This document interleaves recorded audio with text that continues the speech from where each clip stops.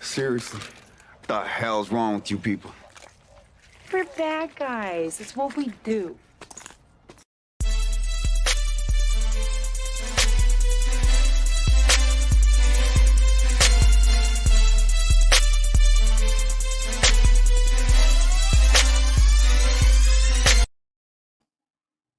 Yo, what's up, everybody? Welcome back to Strong Arm Flix. And this is another impromptu live stream. And we got some stuff to talk about. So, bear with me 1 minute. I'm still setting up. Let's see what we got here. All right.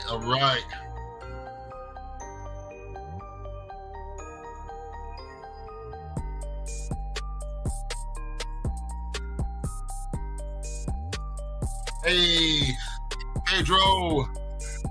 Hello, how are you? Strong on Flix. Hope your Monday is going good. Yes, it is, brother. Mine is. I hope yours is too. I hope your Monday is going splendid. Mine is going pretty good so far, you know. One day at a time as we truck stick through this week. Beginning of another long work week, but we're going to get through it. We're going to get through and strive. I'm still setting up, guys. Give me 1 minute.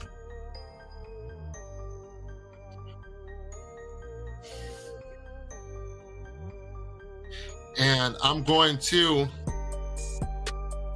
post the link in the chat. That is the link if anybody wants to get on this live stream down the road.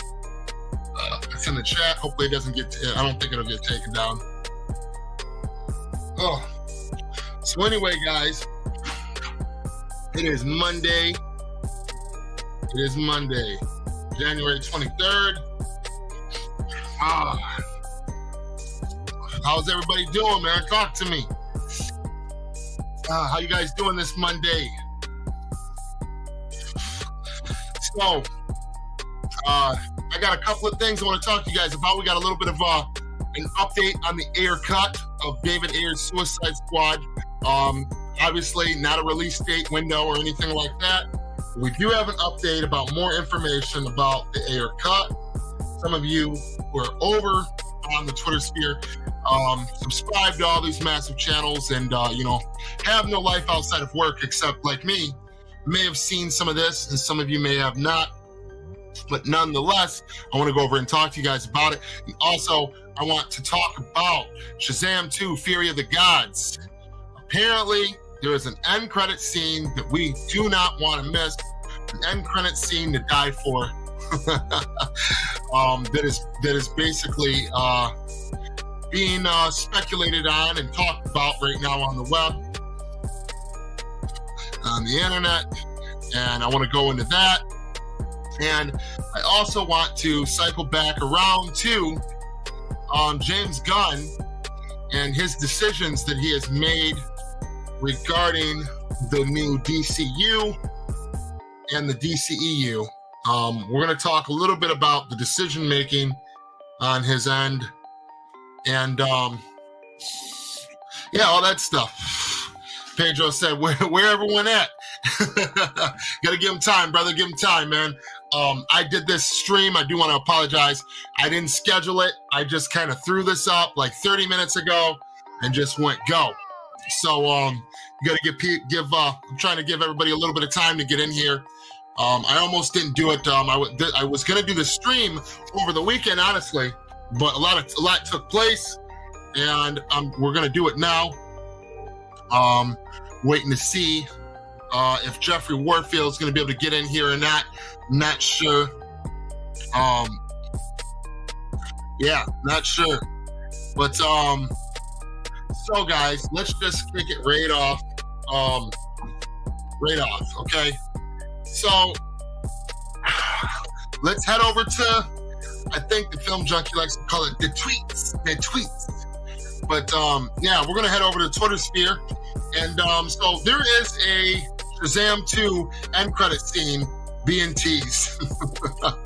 All right, guys, so let's see what we got here. Let's share this. Make sure I get some of this stuff down. Oops. And I'll show you what I put up in response to this. So, hold on. Oops, let me go back. Okay, so it's that movie channel. Okay, so it's that movie channel put up this tweet, and apparently this is being teased. I'm waiting to see, because you know they're gonna follow suit. This is a little early on. Probably by tomorrow morning we will start seeing people like Scoot, a couple other scoopers and shit like that, leakers. Will probably start chiming in on this and talking about this, but this is early on right now. Literally. So basically, they're saying there's a cameo in Shazam: Fury of the Gods that may make DC fans rush to the theater to see Shazam. Now, guys, I want to know, what do you guys think about this? I'm going to tell you what I think about this. Okay, this right here. Okay, I just can't believe. Like I said, it's a little early. I don't want to jump the gun. Ha! Oh, jump the gun, James Gunn. But oh, look at that! Look what's randomly trending. Sell Zack Snyder's Justice League. Ah, nice. To Netflix. No, I don't want to jump the gun or nothing, but. I want to see how these other leakers and scoopers, and I'm not talking about Sil or Mike or anyone. I'm talking about these other ones that have been around for a while, that are massive followings. I want to see if any of the trades pick up on this story, or if any of the scoopers or leakers start talking about this, because I'm sure they will, but maybe they won't, and then I can better get an idea of how legitimate this is.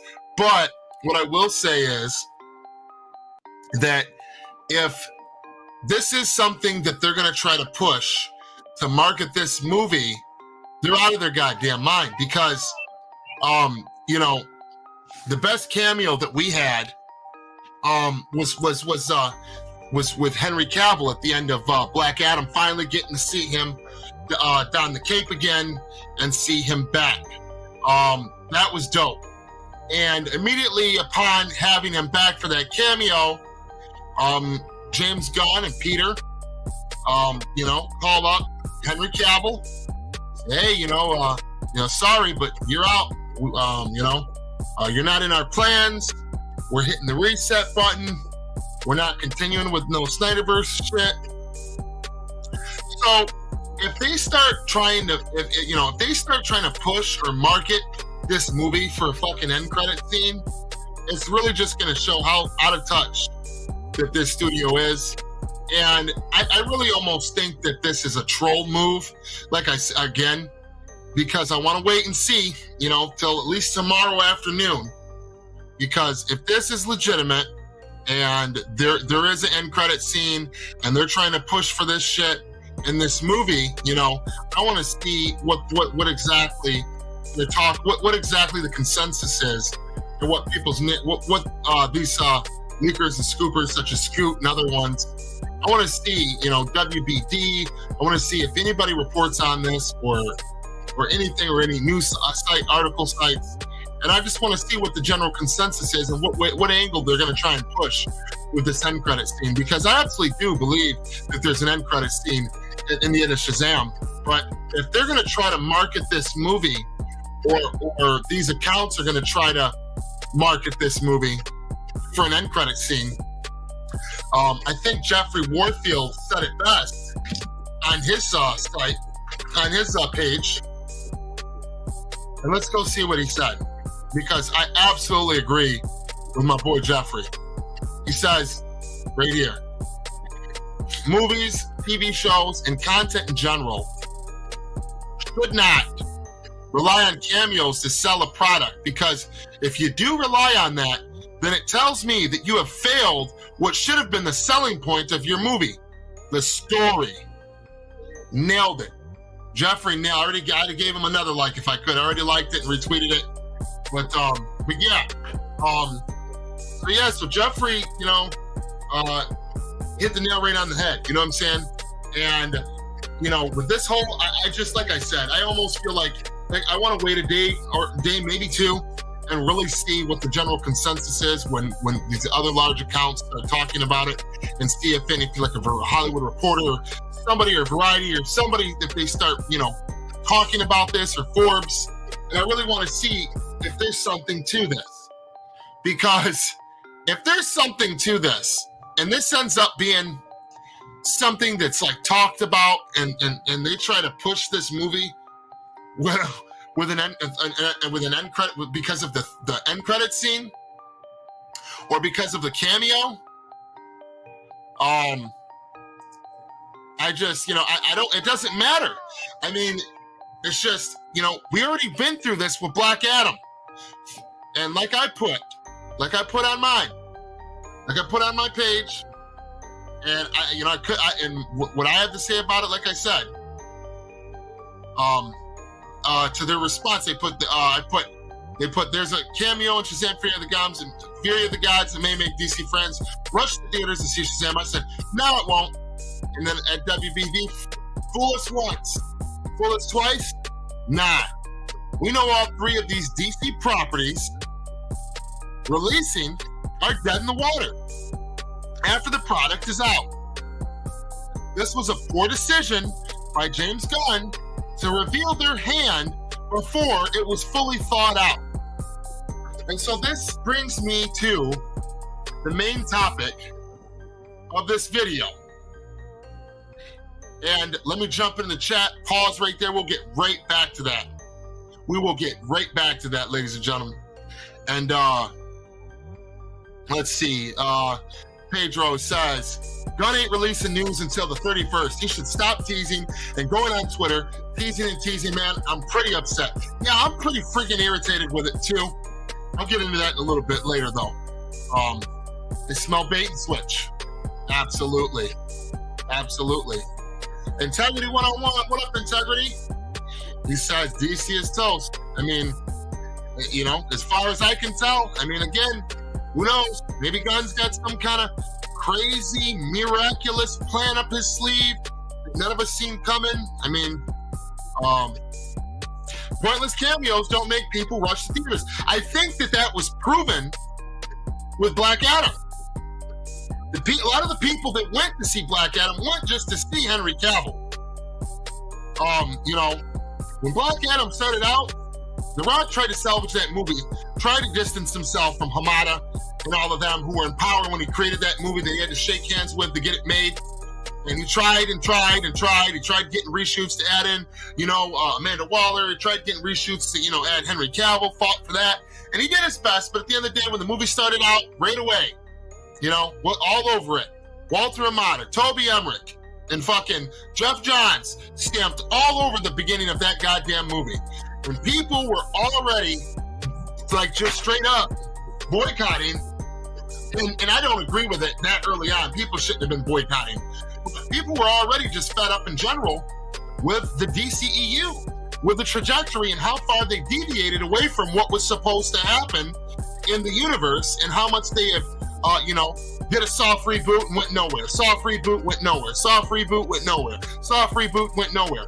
And you just, we're continuously watching the trajectory of the last 4 or 5 DCU entries fail and go down and down in the box office, and down and down and down. So I don't know what this huge surprise was when Black Adam came out, why people expected this movie to do bonkers. It made more than Shazam did, the first one, but then again, because of COVID and shit, it had a higher budget. And then the reshoots to get rid of the bullshit that Hamada put in there and try to reattach it to the Snyderverse to some degree, that costed more money, you know? So it ended up, you know, it still pulled in a gross higher than Shazam 1. But again, you know, people were fed up. And again, everybody knew when they seen all the people attached to that product, as soon as you fire the movie up, what's it say? What is people's biggest issue with this universe and the direction it's been taken into, the mistakes they made in the past, they were all made by these three individuals right here. Toby Emmerich, Jeff Johns, Walter Amada. And I know that that's some shit from the past, and we need to just leave that alone. They're gone. I understand that. I'm talking about this for a reason, though.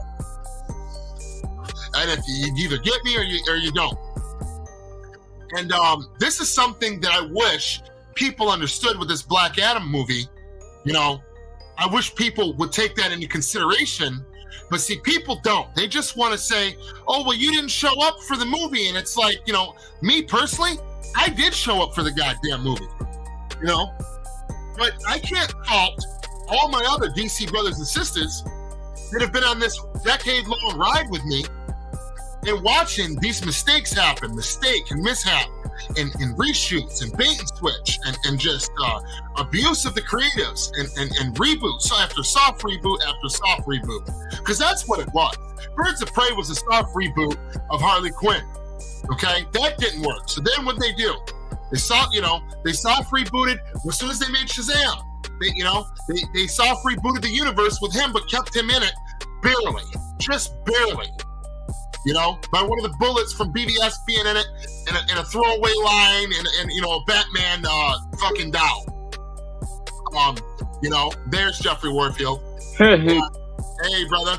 Hey. And, this is what does. Now we got a full party, Pedro. Oh, so we got the main man Jeffrey up in here. But look at though, Jeffrey. So this is something that I want to talk about.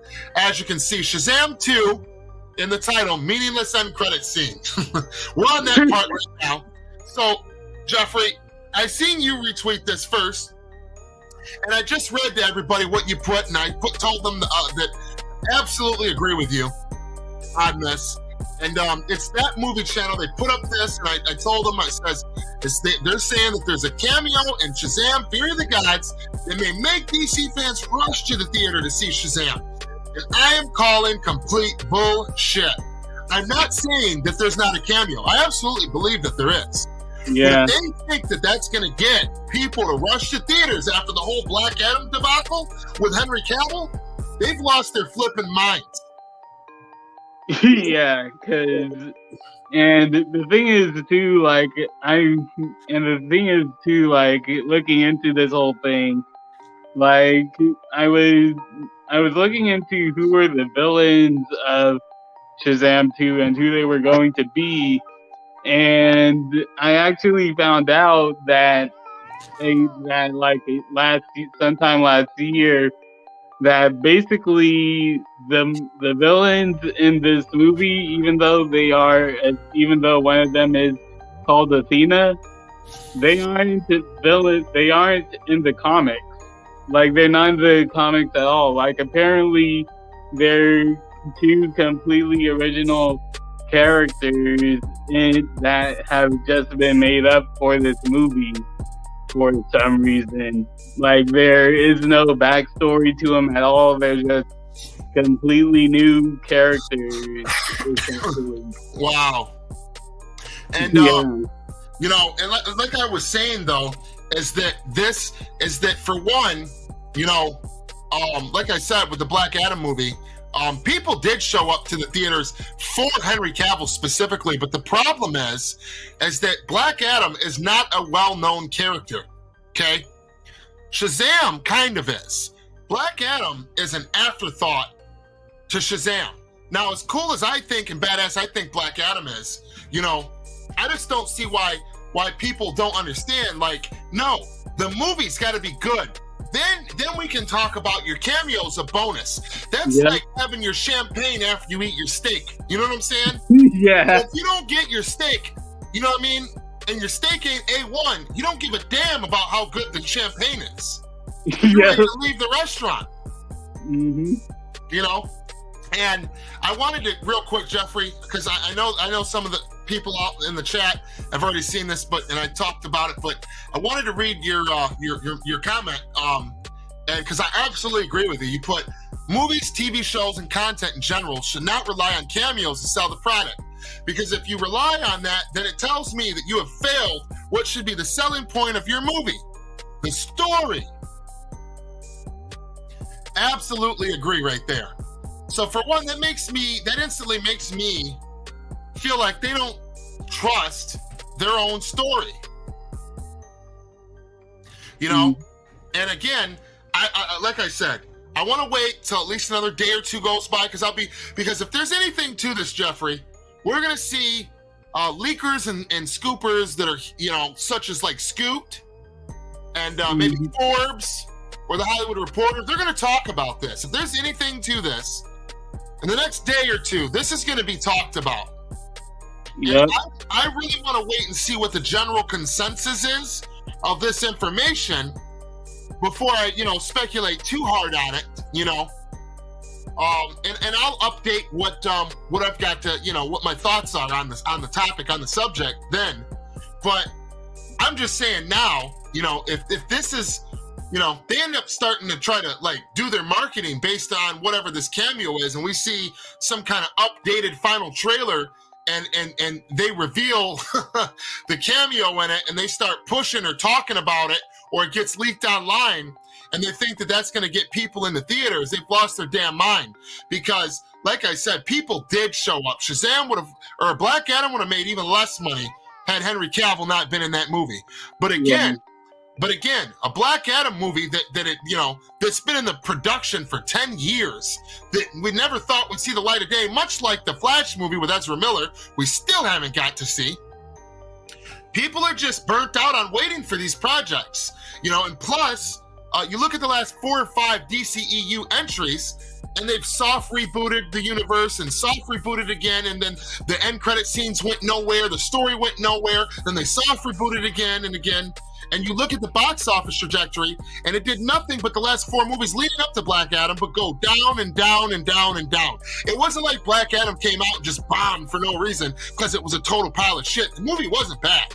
It wasn't a masterpiece, but it was entertaining. It wasn't bad, and Henry Cavill was in that bitch at the very end, you know? So, hey, but the point is, though, this downward trajectory was already in place from the damage that had been done to this universe by the old regimes 2 regimes ago. And you know, and it's just crazy to me that that's not talked about. You know, people talk about, well, you guys didn't show up for the theater, so there must not be a market for the Snyderverse. That was Snyderverse light, is what that was. And Dwayne Johnson had to fight to get them reshoots for Amanda Waller, and to get Henry Cavill's cameo included in there, so he wasn't fucking headless like in the screenings. Yeah. You know, and that was not on Henry. And what happened? People got pumped. Everybody was talking about it. And then what happens? James Gunn and Peter think it's a good idea to call Henry Cavill up a month after he announces he's back and tell him, hey, you're fired. You're no longer needed. So, damn, you're on camera. Oh, shit. Scared the shit out of me. What up, dog? Hey, turn that light on, bro. Oh, which one? The garage. Oh, the garage one? It doesn't work. They don't work. The lights are blown. Oh, shit. All right. Yeah. But yeah, so, yeah, but like, you know what I'm saying? I don't see people trying to rush out to do anything like that. Beat it, son. No. Yes. I don't see people trying to rush out to see this movie, you know what I'm saying, based on a cameo. And now, go ahead. The thing is, this is another important part, and this is really on the timing of when the movie, when Shazam 2 comes out, which is March. Now, March has 2 huge movies coming out. March has What's up, guys?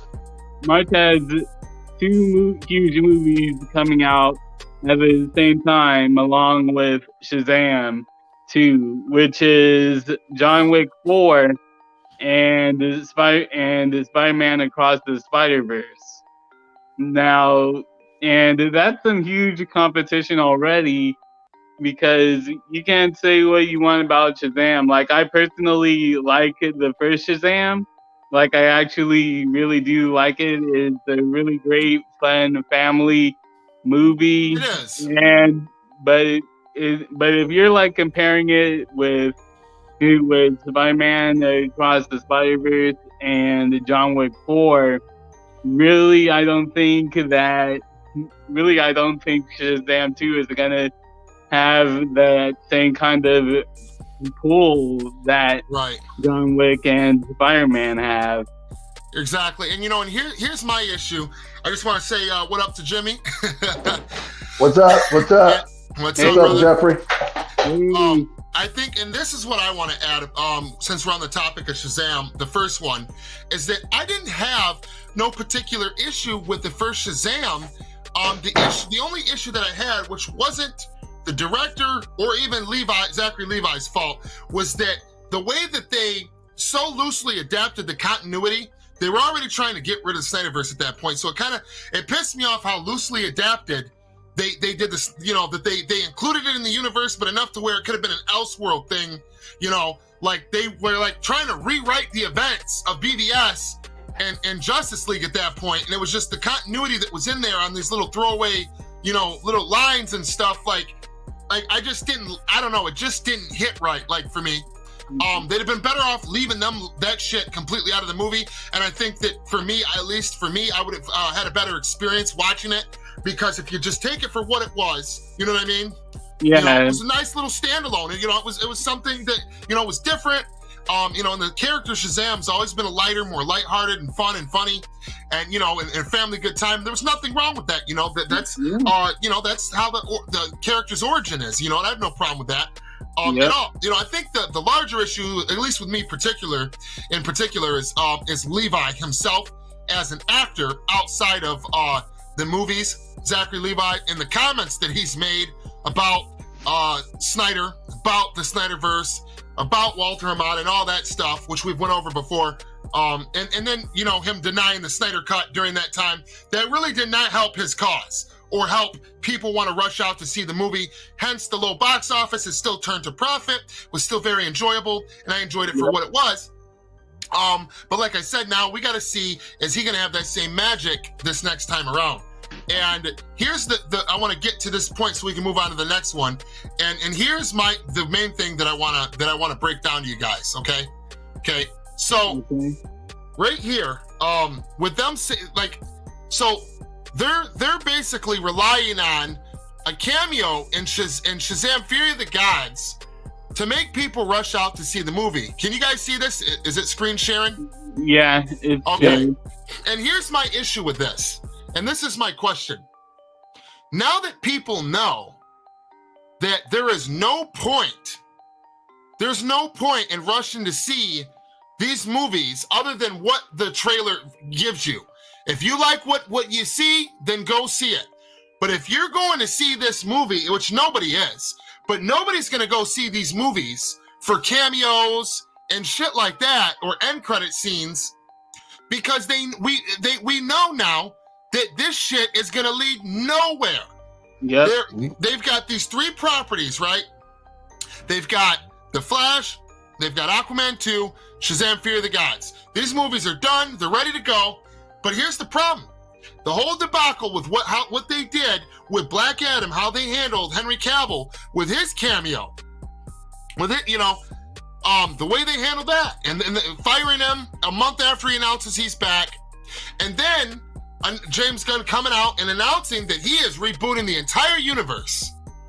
So here's my thing. Do they really think that people are this fucking dumb that they're like, I'm not saying that people won't come because they want to see the product itself. They're going to either like it or they're not. And they're, and if they like what they see, they're going to show up. But there's no way in hell that any end credit scene or no cameo is going to save this shit if it's a pile of dog shit, because everybody knows that these are going to be one-offs. And then this shit is leading nowhere. It's a dead end. It's over for all 3 of these movies. So here's my question to you guys.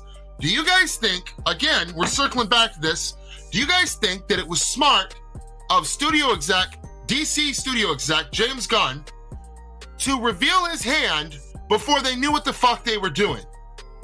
Because now we're in a situation where they need they're in debt. And honestly, I think a lot of it with Henry Cavill and with them canceling the Batgirl movie, initially we thought this was to get this universe back on track. I'm really starting to think that it has to do with that 50 billion with a B that they are in debt. Hence why, we've got a small movement that's growing, doing great. Hashtag sell Zack Snyder's ZL to Netflix, because they are in massive debt and making cuts everywhere.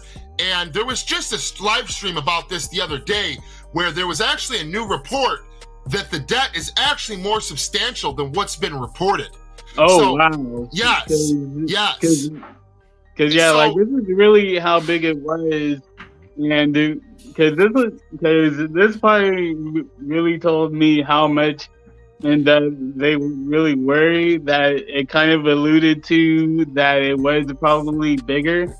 And that's when the news came out that Warner Brothers that David Zaslav was actually open to selling the entire Warner Brothers music library.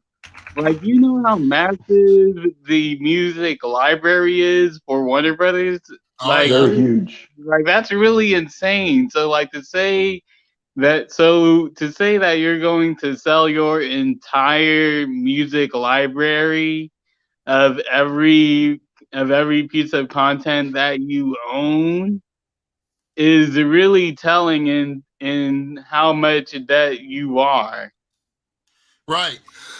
And and like I said, that's why right now, like if we were a year or two ago, guys, or even further back, I would absolutely be on the same bandwagon with everyone else. There's absolutely no way, if Netflix reaches out, there's no way WB is going to, license said characters, certain versions of said characters, aka the Snyderverse, to the platform. But here's the thing: they are in massive debt. And I think what it straight up is when they straight up canceled Wonder Woman 3. Essentially, have already announced in one way or the other that they're getting rid of Jason Momoa's Aquaman, Gal Gadot as Wonder Woman, Henry Cavill's completely fired from the role.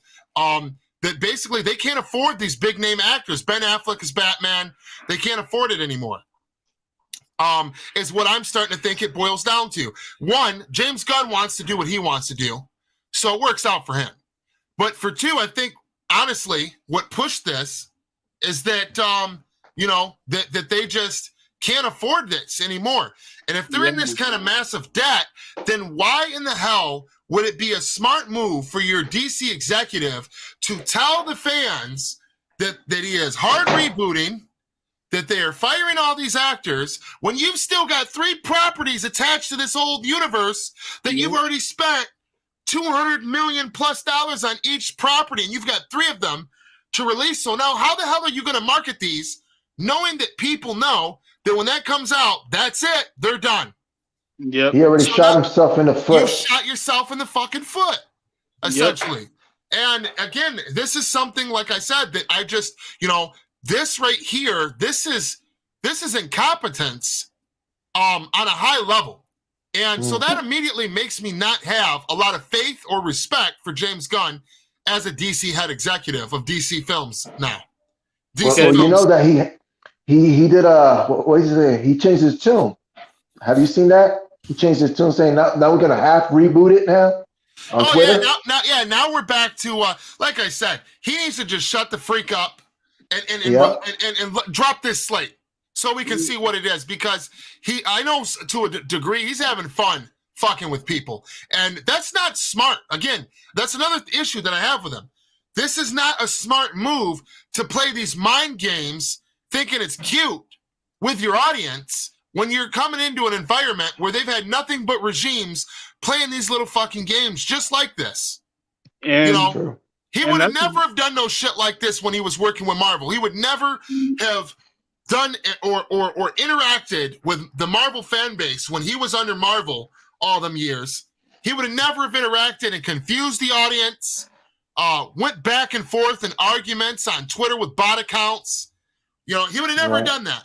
And then and that's the other thing too. Like even if that were the case, like even if there was hypothetically speaking, let's say that James Gunn announced after like around Aquaman's release that they were going to really actually no, I don't think there was no way to go around this whole thing, because even if James Gunn was to say, hey, we're going to reboot the DC universe after Aquaman comes out, which is the last movie of that slate, really, I think that still wouldn't have lined the blow a bit.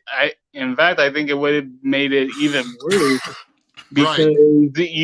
because you have the last movie of the slate, and you're coming in at the after the last movie saying, nah, you know what, I know you guys have probably enjoyed this slate, yada yada yada, but we're going to reboot the whole thing after you and this is after you've seen Aquaman 2. So really, I don't think there was a good way around this whole thing for James. And the thing is like with this whole teasing thing, like it doesn't even make any sense because you have people even that aren't even involved in the Zack Snyder camp actually, like I've actually been to seeing come around to some of the comments of people that I follow that aren't Snyder fans who are actually getting impatient with James Gunn teasing stuff, and I'm talking about the impatient, meaning like, man, come on, I'm getting tired of this teasing. You're really messing with Well, my yeah, head. he comes out and he'll tease like Kingdom Come, Superman. He'll come out and tease this, that, and then when someone speculates, oh, he's teasing this, he'll come out and say, nope, no, I'm not. You don't know anything. Like, dude. And he's done it back to back to back now. And it's just getting, and the general non-hardcore fans, even they're getting fucking pissed. They're fed up with it, is my point. Yeah. And then here's another problem, right? For me, at least. Okay. So January 21st, so 2 days ago, he puts up this post says, I'm trying to work on Guardians of the Galaxy Volume 3. He's still working on Guardians of the Galaxy 3. And at the same time, he's supposed to be trying to get this massive slate together. So my thing is that if we're not going to see any projects from James Gunn until late 2026, then what was the point in not letting this universe have one more Man of Steel movie when there was a script ready to go? Henry was down, ready to go, back in Superman shape, was already brought back to do so. What was the problem to fill in a 3.5 to 4 year gap? Because he hasn't even, he's sitting here teasing this, teasing that. He's still working on Guardians of the fucking Galaxy 3. Are you serious, dude? You ain't got this thing done yet, bro? That's just one movie. And you're supposed to be planning out a 10-year plan and right here, he says hundreds of roles to cast. Hundreds, bro? Bro. Hundreds? Yeah, right. Yeah, I call bullshit. But even if that's the case, how long is it going to be before this slate is revealed, dude? Yeah, because he keeps saying, because this is what I hundreds said, of roles. Because this is the thing. Like again, like right now we're in January 23rd, heading into the 24th, and James said that he's supposed to reveal, and James said that we're supposed to get a partial reveal of the slate around in this month. Like it's like what, 5 days away from the end of the month, and we still haven't gotten any type of tease of the slate at all. Like, And yeah, exactly. and here's the really telling thing for me is like, where's the DC? Where if this really was the case, Where's the DC Twitter account hyping up this slate? Like the DC Twitter account could at least be teasing something like, "Hey, we're doing great things with James Gunn and stuff like that." Yeah. But it's really telling that the DC Twitter account is being very silent about this, and it seems like really it's only James Gunn that's actually promoting that's teasing this whole slate. So really, like, it's like, once again, like, with how we're close to the end of the month, heading into February, and we haven't gotten a tease of the slate of movies that's supposed to be coming out, that realistically can't come out until 2026. Like, it's really telling that we haven't gotten the tease of the slate. Yes. All we've heard was, "Oh, don't worry, it's coming from James Gunn." Yeah. Like, Oh yeah. Don't worry, it's coming. yeah, that that to me is really telling. That to me Yeah. is Yeah. really Exactly. telling. Right here, and again, if he doesn't, he's got like what, 6 days left, 7 days. He's got like 7 days left to get his shit together before this month is over. Because right here, 2 days ago, this LA or whoever said to him, "Is some of this slate still being announced this month?" Is some, and he said yes. So that was 2 days ago. And if that doesn't happen, I mean, he stuck his foot in his mouth again. Yeah. It shows you that the guy does not know what he's doing, right? He shot himself in the foot twice already, right? By firing Henry Cavill when he didn't need to, and by also see, to me, I'm a big DC fan, and DC is not dead. If you get the right people as heads of the company, we still got stories to tell, man. Many stories to tell. Yeah. It doesn't have to be Zack Snyder the way. It could be his wife and Jay Oliver, like I've been mentioning. But and they're also saying that there's superhero fatigue. There is no superhero fatigue. It's just DC needs good stories, and people go to movie theaters. That's what I've been saying all this time. And people are just fed up. I'm fed up.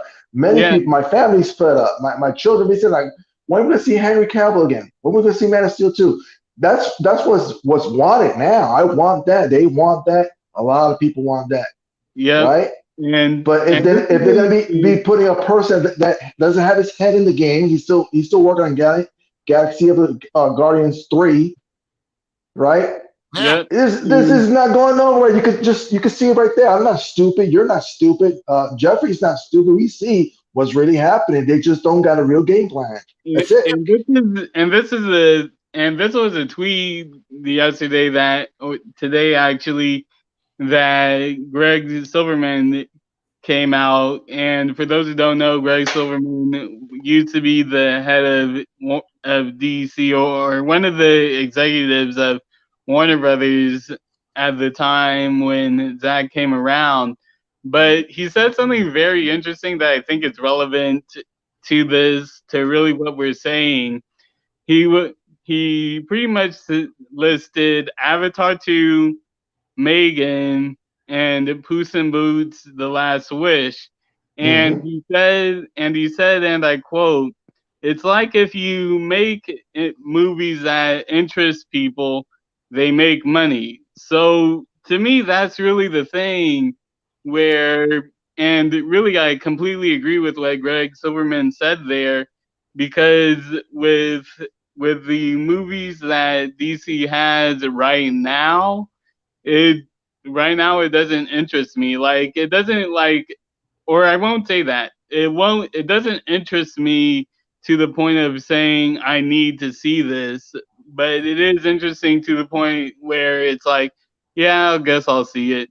But and that's really the thing. Like to me, I think with with Avatar 2, for example, like that really does show like when people like I remember people saying that, oh, it's not gonna make 1 billion, it's not gonna make 2 billion and stuff like that.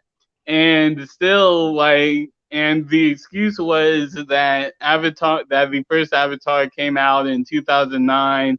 There hasn't been a sequel in over a decade and all 10 that. years. And then lo and behold, right now, who Avatar 2 made $2 billion out of the box office. Right, And right. still going. Yeah, it's still going. Yeah, It's still so going. yeah, so it, like I said, and basically, the point is though, is that you make a compelling story for any movie, whether it be a CBM or a one-off or a family funny movie or a family flick.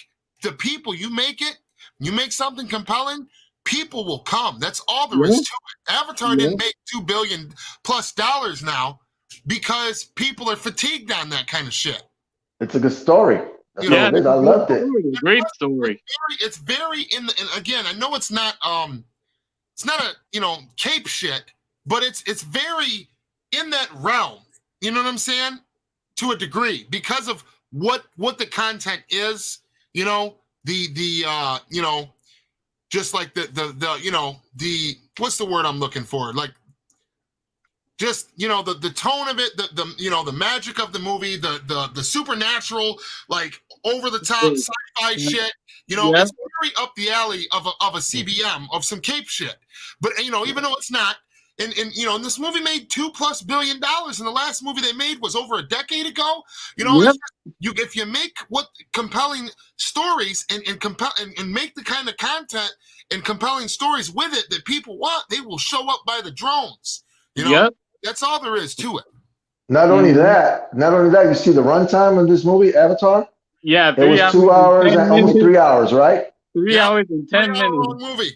That's another problem that DC has. They keep on mandating 2 hours. Oh, it got to be under 2 hours, and so we can make more money. That's bullshit. You know how many times you've done that and still the same results? Yeah. Come on, man. You got to stop doing the same shit over and over because you're gonna be insane all the time, man. Yeah, because they're so greedy, man.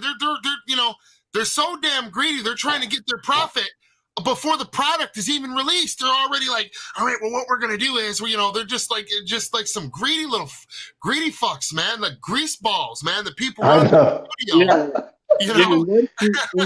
And that's the thing too. Like, and that's the thing too. Like, whenever, and this is the thing I really hate. Like, I don't really hate complaints a lot, but this is one complaint that I really hate about when people say a DC movie flops. They always bring up the pandemic, and I'm like, dude. We have movies. We have movies recently making $1 billion. When are you gonna stop making the pandemic excuse? Yeah, right. Absolutely, and Top Gun was another one. Yep, Top Gun Maverick, which is essentially a legacy sequel that when the first one came out, how long ago? About 20 years ago. Yeah, 20. Yeah, think about that. 20 years ago, a sequel from a movie 20 years ago made $1 billion. Yep. Like if you make what the people ask for, they're gonna come. Yeah. Exactly. And if you're making something that they didn't necessarily ask for, you better come with a fire-ass compelling story, something that isn't bastardized, chopped up, trying to, let's see how we can maximize funds. Let's make this movie for their 2-year-old, their grandma, it's like, no, because there was a story in place And now that story can't be told right because you're thinking about how you can get as many asses in seats, and then let's cut the runtime down so we can play it back to back to back. You know, and it's like you've essentially destroyed your product, trying to get your money before the product even releases. And now you don't know what the product would have done because now the product that's being put out is inferior. You know, Right. and this is a problem that Warner Brothers primarily has consistently had for not even just with their DC properties, just in general for 2 decades at least. Yeah, 2 Right. decades. 2 decades at least. But Integrity said it best. He said, "For years, I've said it's pure incompetence on WB's behalf. But at this point, it's an agenda. No one makes this many stupid-ass decisions over and over and over." And I have to agree with him. I have to agree 100% with him. You know, you know how these guys could get back on the exactly boat. what it is. Yeah, you know how these guys can recover? I'll tell you right now, and you'll probably agree with me too. I've been engaging Twitter. The Twitter community is liking make the Batfleck movie. That's one, right? Then you got Man of Steel 2 with Brainiac. That's number 2. They'll get back on the boat, and then instead of making a multiverse or a Flash, make it an origin story. Yeah, like just make it an origin story. That's it. Yeah, and then goes your first 3 movies to kick it off, and then get everything else back online the way it was supposed to be. Yep, and that's the other thing too that's the other thing about this Flash movie. Like, you can say whatever you want about the continuity thing and all that, but the one question that I'm wondering about isn't really doesn't have to do anything about the multiverse concept at all, but really what does this have to do with Barry's dad, who's still in prison for being accused of murdering his wife? Right. Right. Like a lot of people aren't thinking about that. They're just stuck on the multiverse thing, yet I'm still on this whole dad in prison situation. Well, the reason why that is, Jeffrey, is because the fact that, you know, that would be thinking like a logical person, you know, cares about continuity, and everybody at this point knows the studio don't give a flying F about any of that. And from what we've seen already, it seems that they're going to dance around this whole shindig with his dad and the Reverse Flash, and not include the Reverse Flash nor his dad, or if they do include his dad, it'll be a different actor playing him, and all of a sudden he won't be in prison anymore. So you know, they've already partially confirmed that over a year ago. You know, so it just, you know, and then the fact that they're playing with the timeline too, for all we know and what they've been teasing for years, they're going to undo all this continuity anyway. So I think that that's the main reason, Jeffrey, is because people aren't thinking like rational, logical people anymore, because they know that the studio doesn't operate like this. So they you know, people don't want to get their hopes up. You know, I mean, at least that's where I'm at with it. But release the Ayer cut, Andrew Jackson. I want to get on this final topic about the Ayer cut before we close out, because I got some company here. So yeah, guys, release the Ayer cut. Nicotina's in the building. He said, "What up, y'all?" Hey, what up, Nicotina? What up? Smash that like button. Subscribe if you're new to the channel. Make sure the notifications are on and all that jazz. But yeah. So release the Ayer cut, guys. I still want to see the Ayer cut. Very much so. And I just want to go over some stuff that you guys have probably, like I said, some of you have probably seen, some of you probably haven't. But release the Ayer cut. We got a little bit more information.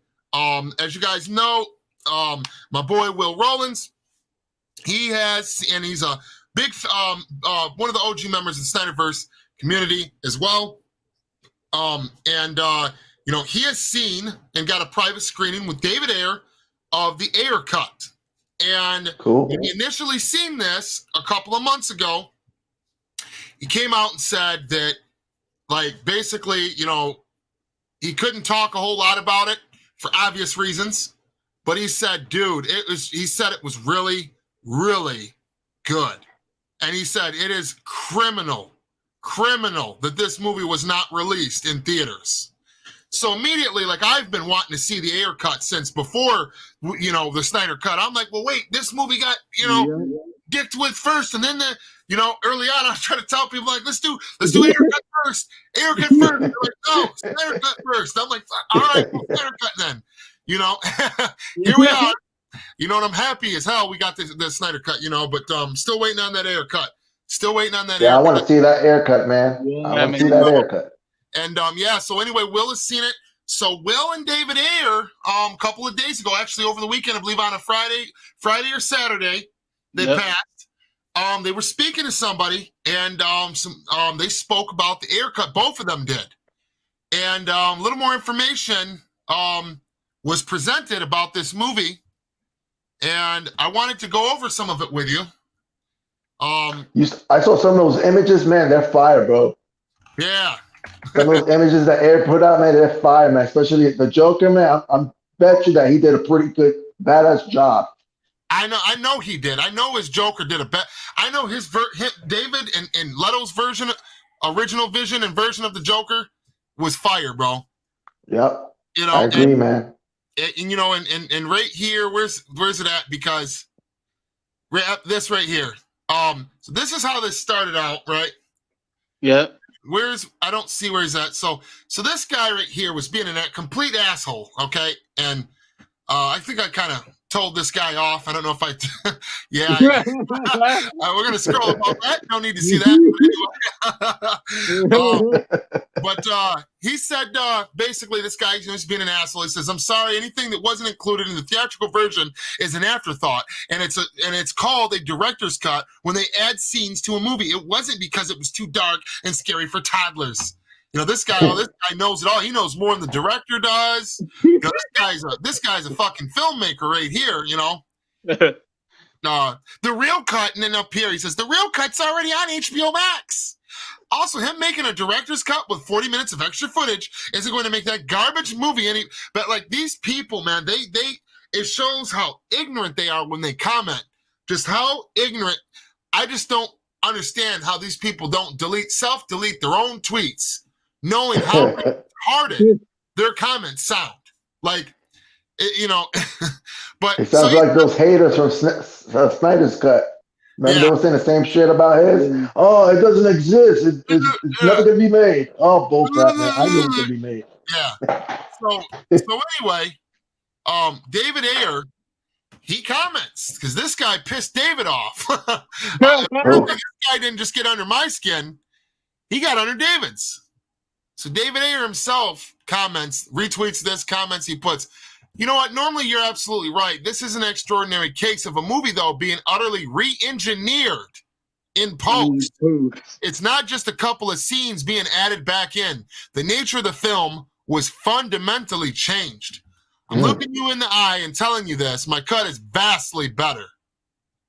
Wow. I'm pretty sure that he's right. You know, and I don't know why that's so hard to believe after we've seen the fucking Snyder cut. I don't know. Like, are we going back to 2016 now? Like, I don't understand. Are we going back to like 5 years ago? I mean, where's people's? I don't know. So I'm trying to see where it's at. But now, where's Will Rowlands now? Let me go to Jeffrey. Jeffrey, you got it on yours, don't you? Yeah, it's somewhere deep in there. Yeah. But let me find this. But so Will Rowlands then comments. I don't know why it wasn't right there. I thought I knew the exact area that it was. Hopefully he didn't take it down. I didn't. No, not you. I mean, hopefully Will didn't take his comments down. I think I DM'd it to you. I DM'd a quote tweet of it to you. Yeah, in the DM. I just saw it there today. It was there today, like about a couple of hours ago. Yeah. I've got it. I know I've got it in DM somewhere, but let's see. Right here. Here we go. Oh, I forgot about this. Slay Olivia. Yeah. He got on this nigga's ass. He got on dude's ass. He said. So this lunatic, right? He knows better than the director, you know. So now he's gonna tell the director how it is, you know. the director that made the freaking movie. Oh yeah. Oh, I didn't see this I love one. some of your movies a lot. Who said immediately? That sounds weird, but maybe this feller's a little off. Look, I've loved some of your movies a lot, Bright, Fury, but I will look you in the eye and tell you the same thing. You can add footage all you want, still call the director's cut. There's nothing you can add that will make it better or a different movie than what we got. This dude is on. This guy's on some strong shit, man. He's not rocking on He's on a hybrid crack. Yeah. Slay Olivia. Here he can. I ain't seen Jay Olivia do his thing for a minute, but Slay Olivia comes back and he said, I know for a fact that David's movie was changed from what it was originally intended to be by the director. Footage was not added, but removed and replaced. Yep. So right there, this guy, somebody needs that's really good with computer shit needs to make a meme out of this asshole. I mean, like what it feels like to be slated. Make a short out of it. Slay Olivia strikes again.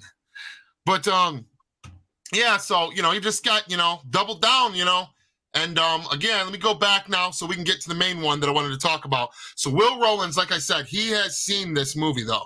He's went and Will acts and stuff like that. He's very talented as well. But he retweeted this. He put wrong. He submitted his edit. They did a secret second edit. He was completely unaware until it was released. He was fuming. Yep. So, right here, me and Jeffrey were speculating.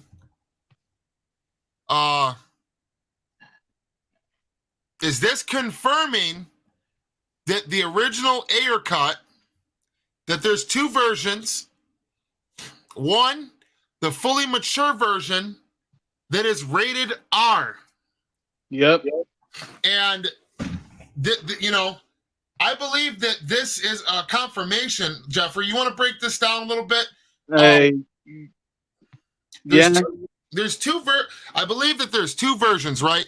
There is the one with the runtime, mandate, with a couple of scenes removed and a little less blood gore, a couple of Joker scenes cut, but overall, it's the theatrical version of the Ayer cut. And then there is his true version, I believe, and that is the version I believe that's 40 minutes, almost an hour longer. And also, besides that hour of full hour of new footage, the footage that is in there is completely different and plays out different. Yep. And I believe also as well that it's rated R. Because Jared Leto, probably 4 years ago, came out and was in an interview and talked about a scene that they cut with Joker in gold underwear holding a gun in an apartment complex or something. And they end up cutting that scene because it was too adult. And then he said that goes on to say that Leto goes on and continues on to say that, with everything that they filmed, that he just always felt like this movie was going to be rated R. And Leto says that himself. And then you think about the scenes that we know for sure that were cut, that there's got to be close-ups of Joker beating someone's face in with a crowbar with blood shooting up probably everywhere. That's rated R scene. And I think Jay Hernandez's character doesn't get killed off either. Yeah, he doesn't. And this was the number one thing that really confirmed it for me to be like, yeah, there's definitely a rated R cut. And that was when we know the original scene with Jared Leto, Margot Robbie's Harley Quinn, and Common, the original strip club scene, the original club scene where it was like very slow and methodical. And it ended up with Common shooting himself in the head. Like, just reading that, it seems like it's a rated R scene alone. Like it really, like that's dark. Yeah, right, exactly. And plus, think about this. Literally watching the Joker die, then come back to life, undead. Yep. Half burnt up with blood on him and an AK. Yep. I mean, Yeah, this is a lot of we need to see this original movie completely untampered with, remastered, and the third act, whatever CGI in that third act was, that's where it really deviates the most. There's massive amount of footage missing from the beginning of the movie, and about 20% of it's somewhere in the middle, and the third act is just completely reshot, completely different. Yep. It's the way that the dialogue, the CGI and the dialogue is completely different. Even characters, extra characters that are supposed to be there are there in the Ayer cut, like as in the Joker. And there's even probably more henchmen. There's more parademon. There's actual parademons, and shit like that in the third act. Yep. So this is something that I just really wanted, you guys out there for the still riding for the Ayer cut. I'm still there with you guys, but like I said, unfortunately, guys, unless we can get Netflix to throw money to get this out there, I don't give a damn what James Gunn says to David Ayer. This studio is massively broke, and if they're pulling the plug on the Snyderverse, why in the hell would they throw money into a project they can't release it? They feel they can't release in theaters. Yep. So there's no way that David Zaslav is going to be willing to do that. I mean, we could keep campaigning them. We did restore the Snyderverse, release the Ayer cut, and they gave us our answer. James Gunn basically came out and was like, "Look, guys, I'm trying to work, but Peter thinks that it's important that that we address you guys, and I just want to say that mostly we're working on this." And fuck it, we're ripping the Band-Aid off now. We're hard rebooting everything, man. That's probably not going to happen. He basically flat out got irritated and came out and said all that shit. Yep. So in my mind, I mean, if you guys are still trying to get this movie out, as well as see some continuation or some kind of closure, a finale, one more Snyderverse movie. You got to get that participate in them events for that sell the Snyderverse or sell Zack Snyder's JL to Netflix, because, that's, even if it ain't Netflix, as broke as they are, and the fact that they are doing all this crazy shit with this company, and now there's a report coming out that they are more than $50 billion in debt. Right now, licensing it doesn't mean that they're selling it. I know the hashtag says sell, but what that really means is they're saying is to license it the way that they license, DC characters to the CW, or the way that they license Sandman to Netflix. And people said, if that's the case, then why don't you put hashtag license Zack Snyder's Justice League? And I asked this very question too, Jeffrey. And I can answer that for you right now. Right now. It's shorter and more understanding, because think about it, because the thing is, the longer the hashtag is, the more people won't really understand it, and people will get tired of saying the whole thing. Think about it. Try saying hashtag license Zack Snyder's Justice League to Netflix three times as fast. It's a bit of a tongue twister. But if you say hashtag sell ZSJL to Netflix, that's really more easy to say and really more understanding. So that's really why it's hashtag sell ZSJL to Netflix and not hashtag license. Exactly. Exactly. Jeffrey, you hit it right on the mark, and you're dang right. And, and I also asked this question myself when they first started the hashtag, and they broke that down, and it makes a lot of sense. A lot less people are going to be willing to type that shit out day after day to participate in training events if the hashtag is a mile long. For one. For two, it's easier to remember for the general audience and people that are casual users on social media platforms. And for three, before any of that thought process kicked in, the trades that were picking up the story about this, they ran with this hashtag. Forbes and all these big sites reported on this hashtag, not licensed. So to change it at that point would have been too much and too confusing and would have killed hype and momentum. So I get it. So it is what it is. That's what it is. So, and there's nothing wrong with that at all. You know what I mean? Short, easy to remember, and everybody gets the gist of it. And again, and if Netflix don't step in, again, there's other platforms that might. Of course, the first bet is to aim for Netflix because they've already got Zach there. They've been treating him good. They're letting him do whatever the hell he wants and throwing whatever dollar sign at him that he wants. So obviously that would be your first and best bet. After that, we can weigh our options. But, to start out, I understand that. And I want to finish these last couple of comments, and then we'll close out. But Nicotina said, they added connective tissue to these movies this year, but they are just going to reboot. What is the point? Exactly. And they've they've already told the audience that there is no point. And like I said, that this is another huge mishap, and more negligence by this studio, one way or the other. And now we're going to see, what's going to happen, because I'm really curious to see what the box office is going to be now with all of this negative, with all this bad press that they've been getting, and them now essentially telling even the general audience ain't that stupid. Even the general audience, hey, the Snyderverse is dead, bro. So guess what? Now that that's dead, and you fired all of these big name actors, and you have confirmed that you're not bringing Zack Snyder back, and you're not doing this, and you got rid of Henry Cavill, and you even fired The Rock, Dwayne Johnson, and his project just came out, and you fired him the second that damn movie left theaters.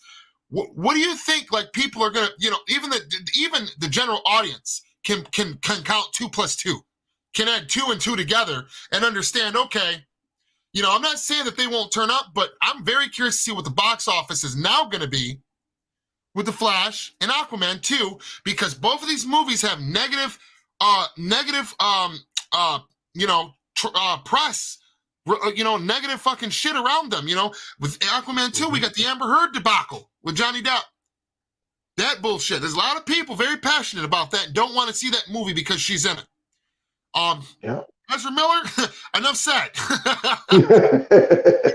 Right about that. You can get on Google right now. I'm sure he's done choked another bitch by now. But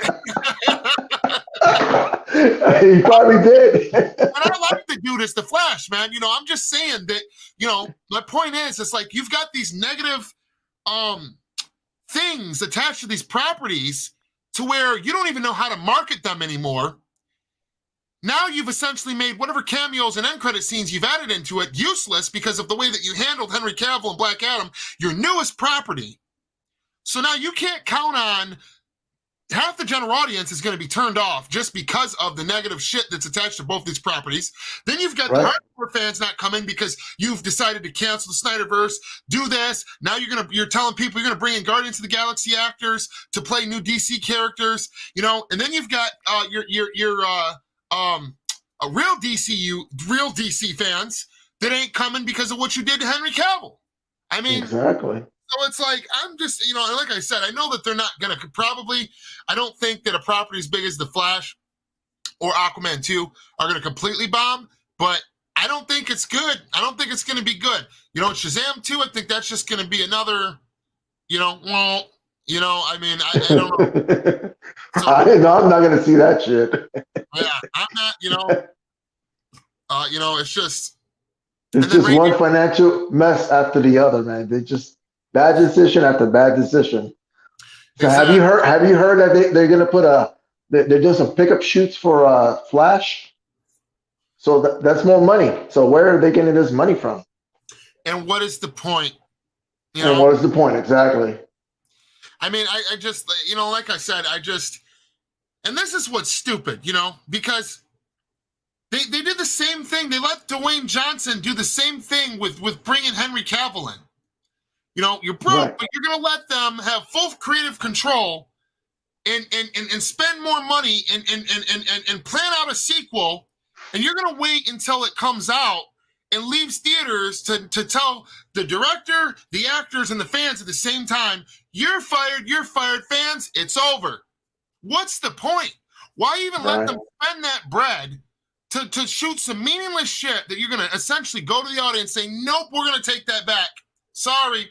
If you do that with 2 more properties after the way this Black Adam was handled, that's not going to be good for this new universe that you're starting, whether it has nothing to do with this universe or not. People are not going to like that. You're going to have to start from square one, dude. Square one. Right. And all the negativity and bullshit isn't going to go away. It's still going to be surrounding your DC film studio shit. So I really, like I said, I really just don't understand the decision making. You know what I say is sabotage from within. That's what I'm seeing all this time for the last 5 years. It's just sabotage after sabotage from within the company itself. So, and it's sad because these properties are so iconic and beloved, and the most asshole, pig-headed, incompetent studio owns these iconic IPs, and people just basically gotta just put you just got to deal with it. You don't like it? Oh, well. And here's Warner Brothers. You don't like it? Oh, well. Fuck you. And that's their attitude towards their own fan base, whether it be Godzilla fans, whether it be DC films, Snyderverse fans, whether it be, it doesn't matter who it is, whether it be Patty Jenkins fans, whether it be Kathy Yan, whether it be David Ayer, like, they're just like, fuck you, whether it be Dwayne Johnson. Like, that's, and I don't mean to keep saying that, but that's literally, that's how they feel. That's their attitude towards their own. And it's like, if you hate these properties so much, why don't you license them or sell them to another company that actually that gives a damn about these properties. That cares about them. And actually cares, and at this point, like I said, I honestly feel like they would, because they honestly, other than James Gunn, I don't think James Gunn has got power to a degree, but Daddy Zaslav and the other big shots, they're really calling the real shots. I mean, I know they've told him he can have his corner and he's going to be able to do this and that and run this new slate shit over here on this side of things. But at the end of the day, they're calling the shots, and they literally could give a shit less, to the point where I think that finally now there's actually a real shot at hashtag, license the Snyderverse or sell it. Yeah, I believe that. Selling, but we're talking about licensing, though, not literally selling it, because they wouldn't do that. They're too damn greedy. Unfortunately, that'd be the best thing for them to do, is literally sell these IPs. But they never would. They never would. They never will. But if they would at least license it, they'll get some of the money back if they do license. We're finally in an area and in a time with people that literally don't give a shit, to the point where all they're caring about is this massive debt they're in. And I literally think that if we could get the attention of some streaming service or some place that's big enough, that, and they literally might be like, you know what? Shoot us an offer. Amazon's got the money. Yeah. Because if Amazon, whether it be Amazon, Paramount, whether it be, Netflix, I'm thinking that Zaslav and them, the big shots, they'd sit down, and I think they'd hear them out. Now, what they decided or whether they would do it, that's a different story. But I think that they're in the position where, whether they wanted to or not, they would literally sit down and they would hear out whoever the fuck it was, no matter what. Because they're, they're in a bad place. They're looking like they're going to be in a position where they're going to have to sell again in 2 more years if they don't get this spending. And they're like raising the price on HBO Max right now. They're taking properties left and right off original series off of HBO Max, and now it's just that all around, right? It's being reported that, that the reason why they canceled Batgirl and all this other shit was literally just a money thing. Like, they're trying to get that debt down. They're like, we don't give a damn about the Snyderverse. We're canceling everything. We're just trying to get this debt down. We don't care about the Cape shit. We just own it. Like, that's all there is to it. But at the same time, they know that it's profitable. So like, who can we? Well, James Gunn, yeah, he did his thing over at Marvel. Just give him his own damn corner. We're getting rid of everything. We're getting rid of Henry's gone. Tell him he's gone. He's gone. And if they're in that position, and that's what it really is behind closed doors, then I think that we're finally in a position where they literally would have to sit down and hear out Amazon if they reached out to them, where they would have to hear out Netflix if they reached out to them. And if they literally could work this out, which I know it's a long shot, I think we would finally get a company that gives a damn about the fans, about the IP, and we could really get something amazing and beautiful. And I know it's a long shot, but I think that now, out of the last 10 years, that this is probably the only time, if this shit's going to work, which who's to say it will, but if it was going to, this would be the time right now. So, that's right. But yeah, so, guys, I wanted to say that. And, is there anything you wanted to close out with, Jimmy, before we end the live stream? Man, first of all, I gotta thank you again because I love your channel, man. I'm always referring people on Twitter. Say, hey man, go check out my boy T Flame. He puts out good content, and he knows what he's talking about. So I hope that's been helping you. But man, what am I having in my head? Let's say the shareholders, if we could just rally the troops, and because I believe the shareholders have ultimate power above David Zaslav and everybody else. If we can probably get a hold of them, then I think that we can make a bigger difference there. You know what I mean? Yeah, absolutely. I mean, all of these are possibilities. And like I said, I don't know all. I don't know all the chain of commands and how every door, what's behind every door, what we got to do for everything. Them are some things that that maybe we should look into, though. You know what I'm saying? That sounds interesting to me. Sounds like it's something. I mean, right now we're working with not much, so anything is any hope or anything that's possible. Guys, say go for it. Give it a try. I mean, all they can do is say nothing, which is what they've been saying for I don't know how long. Say no or nothing, right. But even getting a direct answer.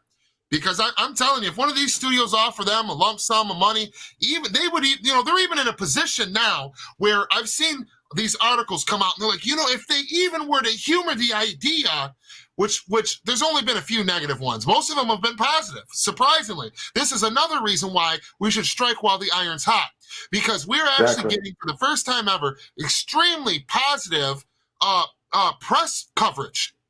Mm-hmm. For this movement, for this hashtag, and what it stands for, with no toxicity attached to it. And that's something that we've never had before. And without having that positivity attached to it, we got the Snyder Cut released without having that. So having that now is something that I think we should really use to our benefit, because they're really putting the word out there. I mean, us talking about it, that's great, spreading the word. But when these trades start reporting on it, and these big Forbes and Hollywood Reporter, that's when these big wigs sitting back, smoking their cigar, drinking their coffee, at the studio reading the news. I don't even know if they're reading newspapers anymore, but I'm sure they're old as shit and don't know shit about Cape shit, so they probably still got a real newspaper. Right. They're smoking their cigar and they're like, this is when they see these these things, they see that this place and this place is reporting out. That's when Jimmy that gives them coffee down the street, or Brandon over here that the intern, talks to them on their way. This is how this information gets out there. Even if it's Netflix, CEOs or so that's really good. Any way that information can get out there and get spreaded and go more viral, that's always a positive, a plus. Yep. That's right. And let's see, we got Slade's Movies. Ayer has a good relationship with Netflix because of Bright. Yep, exactly. Be a perfect place for the Ayer cut to drop. And the Ayer cut is part of the Snyderverse. So the Snyderverse in general, the Ayer cut is part of that Snyderverse. And this is another thing. Bright was actually used to be a Warner Brothers property before it was sold to Netflix itself. Yep. I didn't know that. I didn't know until just now. Yeah, I didn't know about that too until I read this Snyderverse book from this guy called Dylan. And he came out and said, yeah, Bright was originally a Warner Brothers IP. Yeah. But yeah, Jeffrey, you got anything that you want to close out with, brother? Really just stay positive and keep the truck moving on.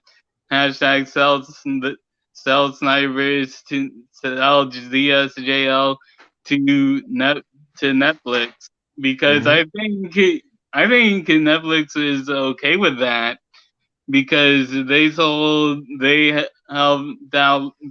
finished off Lucifer. They're finishing off Cobra Kai right now, which was originally a YouTube Red, which originally was a YouTube exclusive.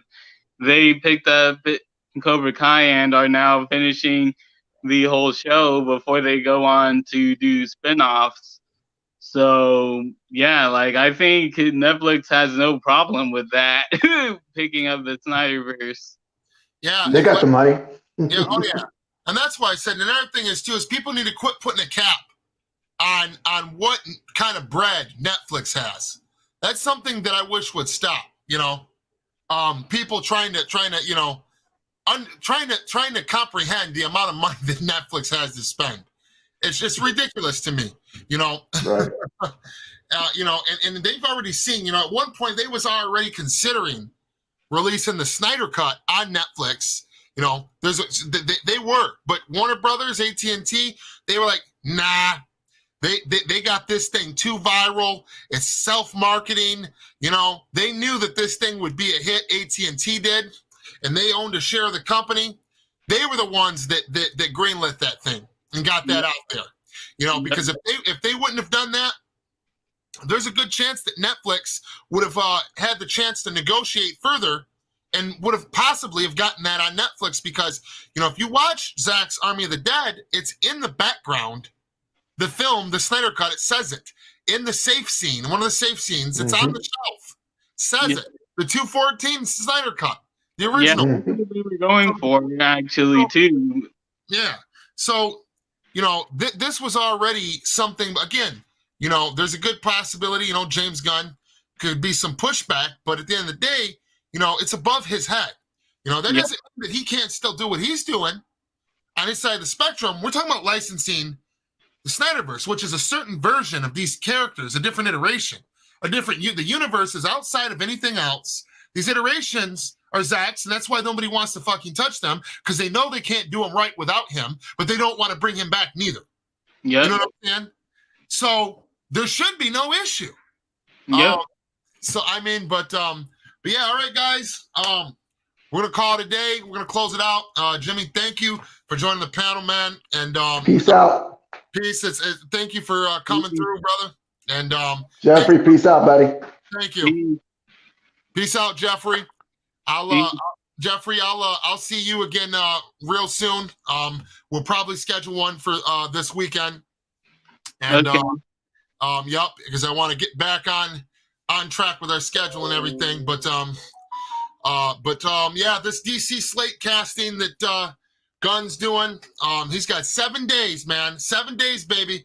And he better deliver the goods, because he's been teasing and ticking off a lot of people, pulling a lot of bullshit. And it's time. It's break or bust time now.